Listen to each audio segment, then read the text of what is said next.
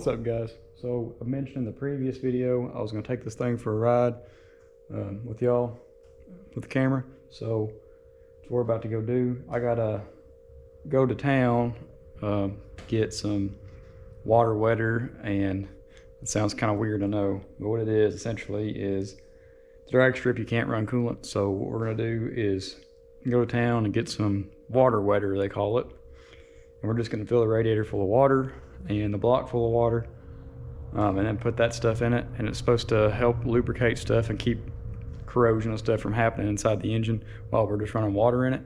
And it's supposed to cool it down a little bit, so it's kind of like antifreeze, but it doesn't, if it spills, it doesn't make the track real slick, and it's easier to clean up and all that. So we're going to go pick some of that up, but I was going to take y'all with me because I mentioned before about taking y'all on for a ride along now that we got it all tuned fairly well.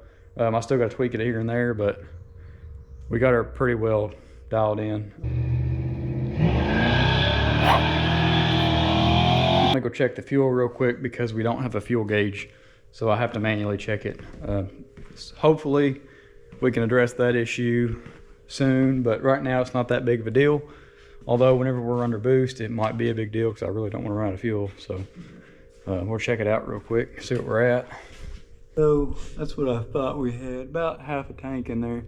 I don't know if you can really see it, but maybe a little more than half.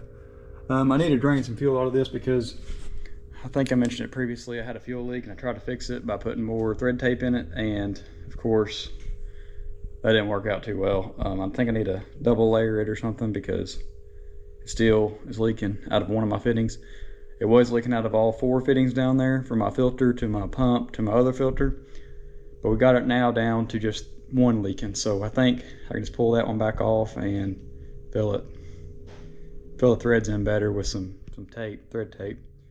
So we're gonna have to run some fuel out of this thing anyway, so that way I can fill a 5-gallon bucket up or gas jug, so that way I can actually do that without completely covering myself in fuel and making the shop smell like fuel for days.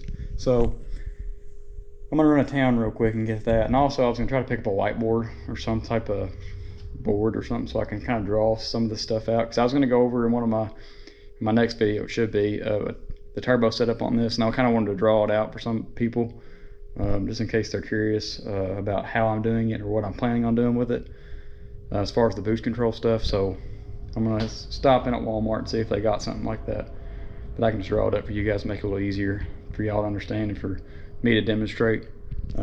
But yeah, we're gonna go up the road real quick and get all that stuff, and I'll see you on the road. Sorry guys, I lied. Before we hit the road, I wanted to go over something real quick. I'm about to turn my Learn back on. Sounds like my pump has lost some prime. Probably from that leak. This is why I need to address that. It definitely ain't helping nothing. I'm gonna go ahead, show y'all real quick on the computer what I'm doing real quick. I'm gonna turn the, well, not the Learn, I didn't mean to say that. I'm gonna turn back on the closed loop because I turned it off while I was doing some testing before this video, and everything seemed to be running good. If y'all would like, I can go, hang on, let me find my file real quick when I just pull one out of the truck. If you don't know how to do this, you can just click on USB link up here at the top. If you want to see what file is in your vehicle currently or your ECM, and as you can see, it says the config's been set up for HP EFI, which is correct. It's reading everything. Everything looks all good. Okay, and now what the file I'm on is the one that's in the truck. And as you can see, it's a different file than before. It says 5.9 Magnum safe timing tune, timing for boost bass. And this is my bass file I'm gonna be using, but it's pretty safe. I can go more in detail if y'all would like me to. Just let me know in the comments. If y'all want me to talk more about the tuning aspect of this, please let me know in the comments, because I will definitely go over it if you want me to. But I know some people don't really care too much about that. Just whatever you guys want, just let me know in the comments. And I'll definitely make some videos on how to tune this, or what I've done so far. I'm not saying this is how you're supposed to tune it. I believe this is the correct way, but I may be wrong because I'm not 100% sure. I don't have a whole lot of experience with this, but this is what I'm doing, and I have been taking some tuning classes, and this is the way you're supposed to do it. So and everybody does it a little bit different, but this is how I'm going to do it. So if y'all want me to go over that, what I'm doing here, then just let me know, and I'll make some videos on that if that is something y'all want.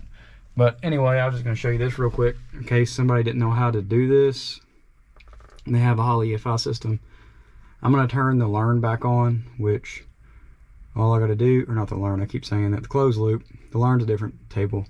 But anyway, we'll go back to closed loop real quick. And let me see real quick. I might have to, there it is. All right, see right here where it says general, I'm in the system parameters tab, which is the one that's got the picture of the ECM on it. It says system ICF.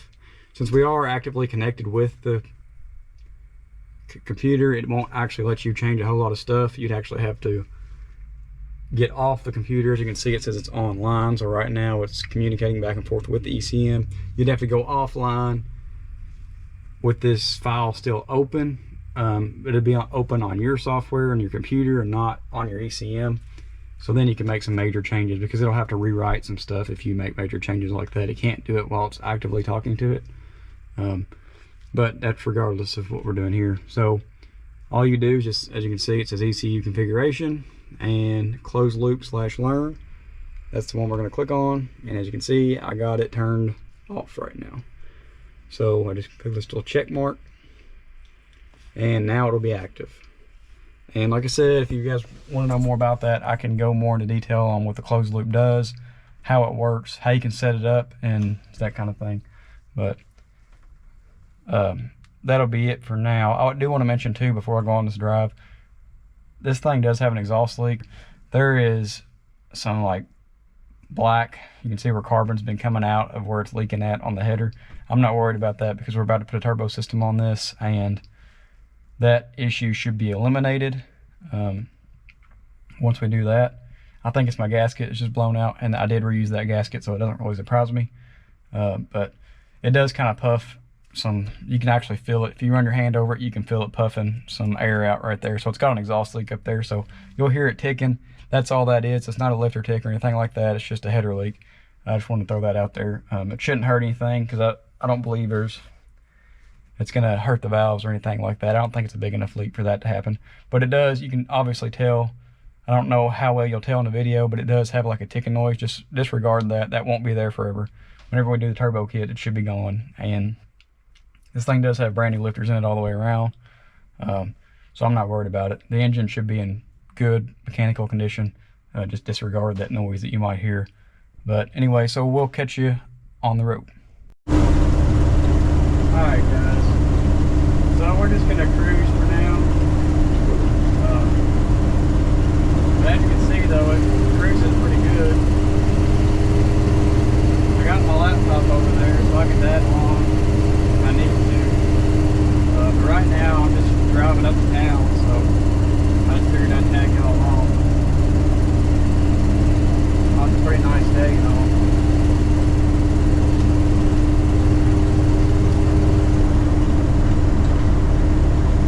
Takes a little while for the transmission to get warmed up. It's about 105 right now. And with the shift kit and everything, it really revs up quite a bit.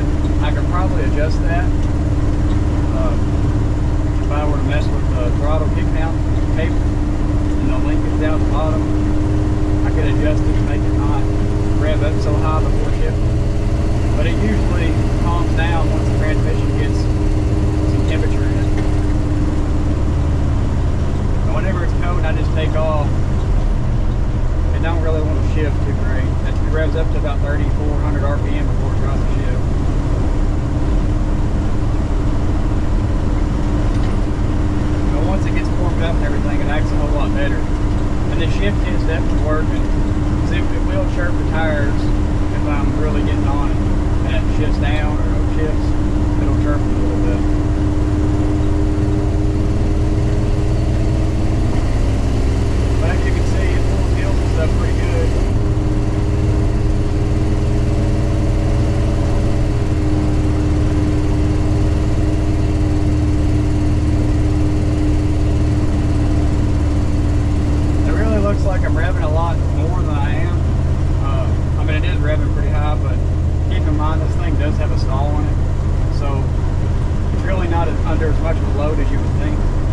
right there. It was revving 2,500 RPM going up that hill, but it's not really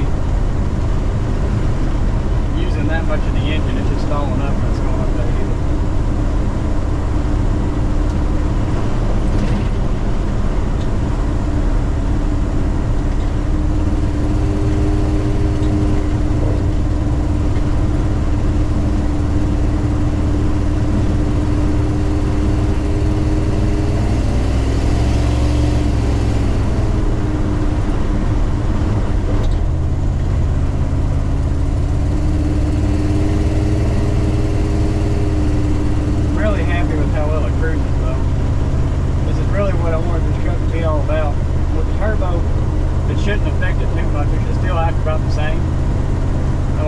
Just act better when it's under heavy throttle, so it'll start building boost. But under these normal cruise conditions, having a turbo shouldn't really hurt it any. It may actually help it on some situations, like going up that hill. It may help it by building a little bit of boost. But like I said, it probably wouldn't build much because it's stalling up and it's not really loading the engine.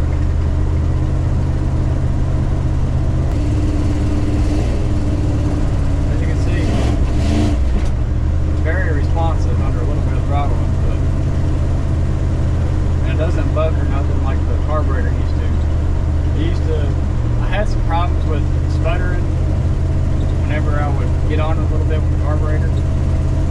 I tuned it out the best I could, but it never did respond quite as well as this truck does with the EFI system on it now. I think it's just because I have more finer control. And with the carburetor, really, you're having to make adjustments at one spot and it's affected another spot, so you can't have a tune that's well-rounded. I mean, you can get a well-rounded tune, but you can't go into individual spots and make them the best they can be.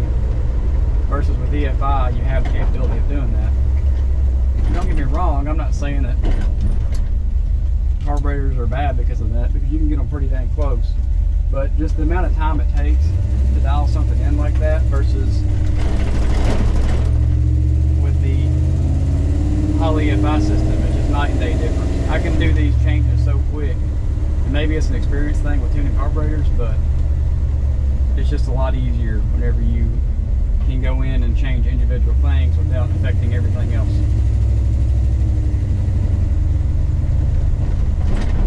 I don't know if you guys noticed or not, but whenever I took that turn, the truck shook quite a bit.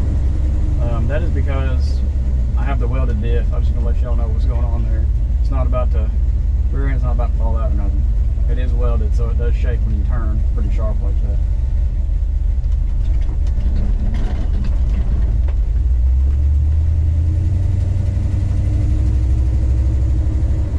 But everything seems to be good. Oil pressure's good, sitting about 30 psi.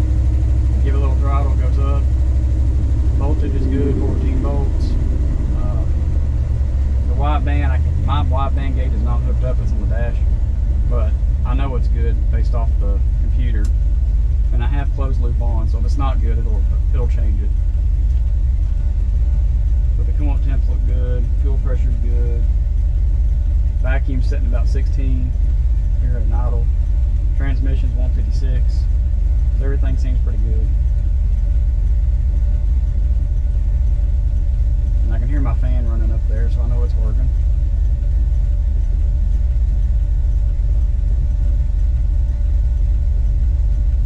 We're going to go to O'Reilly's first and get some water later.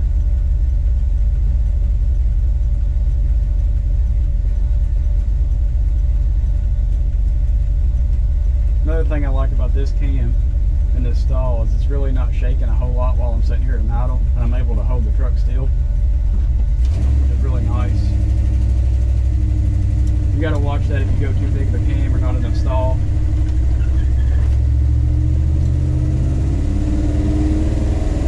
But as you can see, it revs up still quite a bit. Shifted at 2,800 RPM there, but it gets smoother as the transmission gets warmer, so it's not just shaking the crap out of you.